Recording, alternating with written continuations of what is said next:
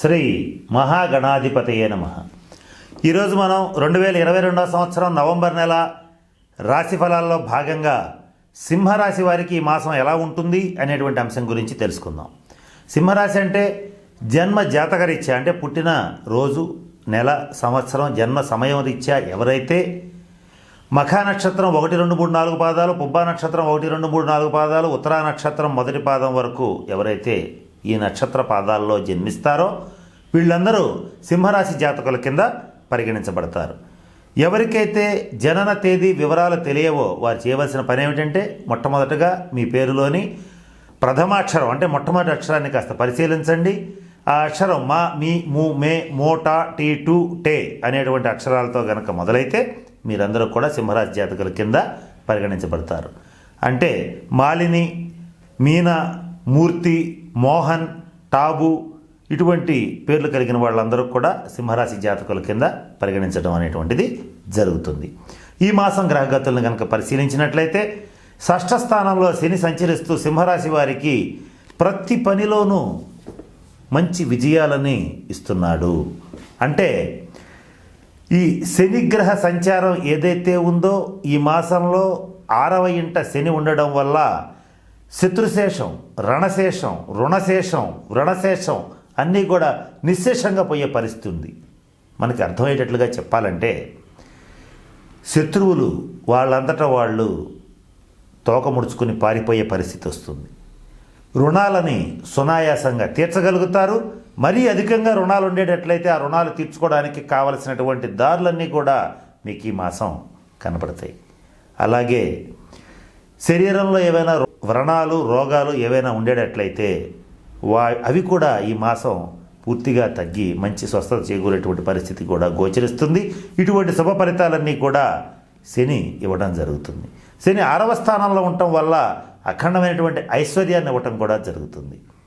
గతంలోనే చెప్పాం, రవి రాజరకానికి కారకుడు, శని ప్రజాస్వామ్యానికి కారకుడు. ఈ మాసంలో రవి కొంతకాలం పాటు నీచిపట్టి ఉండడం వల్ల అన్నీ ఉన్నా కూడా ఏదో తెలియని మానసికమైనటువంటి ఆందోళన ఏర్పడుతుంది. ఎంతో శక్తి సామర్థ్యాలు ఉన్నటువంటి సింహరాశి వారు అత్యంత ధైర్య సాహసాలని ప్రదర్శించి విజయాలని లాక్కునే శక్తి ఉన్నటువంటి సింహరాశి వారికి ఈ మాసం జరిగేటువంటి విచిత్రమైన పరిస్థితి ఏమిటంటే అది కూడా ముఖ్యంగా ప్రథమార్థంలో అంటే 1 నుంచి 15వ తారీఖు లోపల జరిగేటువంటి విషయం ఏంటంటే మితిమీరిన ఆత్మవిశ్వాసం, అలాగే అనవసరమైనటువంటి కోపం ఇవి ఏర్పడే పరిస్థితులు గోచరిస్తున్నాయి. దీనివల్ల మీరు చేసేటువంటి పనుల్లో, మీరు చేస్తున్నటువంటి ఉద్యోగంలో, మీరు చేస్తున్నటువంటి వ్యాపారంలో మీ అంతటా మీరు శత్రువుల్ని కొని తెచ్చుకునే పరిస్థితి వస్తుంది. అనవసరమైన పట్టుదలలకు గనక పోయేటట్లయితే ఆర్థికపరమైనటువంటి నష్టాలు కూడా వచ్చే పరిస్థితి ఉంది. కనుక ఈ మాసం సింహరాశి వారికి చెప్పదగ్గ సూచన ఏమిటంటే ముఖ్యంగా 1వ తారీఖు నుంచి 15వ తారీఖు వరకు సుమారుగా ఉన్నటువంటి ఈ సమయంలో అనవసరమైన పట్టుదలకి పోవద్దు. అనవసరమైనటువంటి మితిమీరిన ఆత్మవిశ్వాసాన్ని దగ్గరికి రానియద్దు. ఈ జాగ్రత్త పాటించేటట్లయితే ఈ మాసం మొత్తం అఖండమైనటువంటి శుభ ఫలితాలు వస్తాయి. ఇక 8వ స్థానంలో ఉన్నటువంటి గురుగ్రహ సంచార రీత్యా సింహరాశి వారికి జీవిత భాగస్వామికి కొంచెం అనారోగ్య సమస్యలు ఏర్పడేటువంటి పరిస్థితి గోచరిస్తోంది. అది ముఖ్యంగా రక్త సంబంధమైన సమస్యలు, అలాగే వాత సంబంధమైన సమస్యలు అంటే జాయింట్ పెయిన్స్, బీపీ, దెబ్బలు తగలటం ఇటువంటివి వచ్చే అవకాశాలు ఉన్నాయి. ఎవరైతే సింహరాశి వారు 50 సంవత్సరాలు దాటిన వాళ్ళు ఉంటారో వారికి కానీ వారి జీవిత భాగస్వామికి కానీ కించిత్ అనారోగ్య సూచనలు ప్రస్ఫుటంగా కనిపిస్తున్నాయి. ఇవి గనక వచ్చేటట్లయితే మీరు ఈ మాసం చేయవలసిన పని ఏమిటంటే గురువు యొక్క అనుగ్రహం కోసం గురువారం నాడు శివాలయంలో శ్రీగంధంతో కూడినటువంటి జలముతో ఈశ్వరాభిషేకం చేయించండి. పంచామృతాలతో శివుడికి అభిషేకం చేయించండి. ఇలా చేస్తే గురువు యొక్క సంపూర్ణ అనుగ్రహం లభిస్తుంది. ఇక్కడ గురువు యొక్క కొద్దిపాటి వ్యతిరేకత వల్ల సంతానం రీత్యా అలాగే తండ్రి గారి రీత్యా ఒకేసారి భేదాభిప్రాయాలు, ఘర్షణలు ఏర్పడతాయి. లేదా వీళ్ళిద్దరితో ఒకళ్ళతో అయినా సరే అభిప్రాయ భేదాలు ఏర్పడటం ఖాయంగా గోచరిస్తోంది.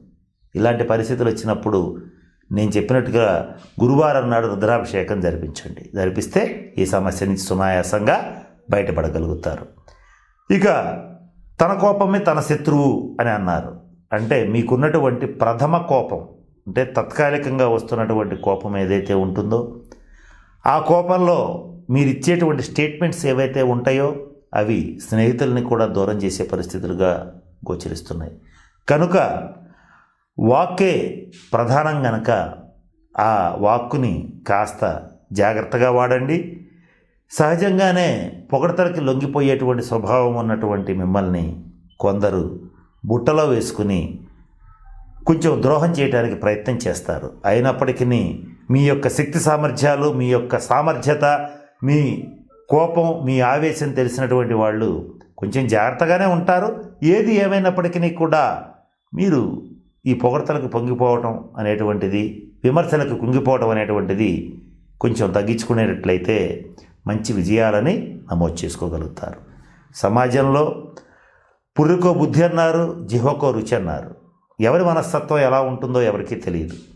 అంటే మన ఎదురుగానే ఉంటారు, మన పక్కనే ఉంటారు, మనతోనే ఉంటారు, గోతులు తీసేటువంటి రహస్య శత్రువులు పొంచి ఉంటారు. వీరి విషయంలో మాత్రం కాస్త జాగ్రత్తగా ఉండాలి కూడా. వారికి తగినటువంటి బుద్ధి చెప్పడం అనేటువంటిది కూడా ఈ మాసం జరుగుతుంది.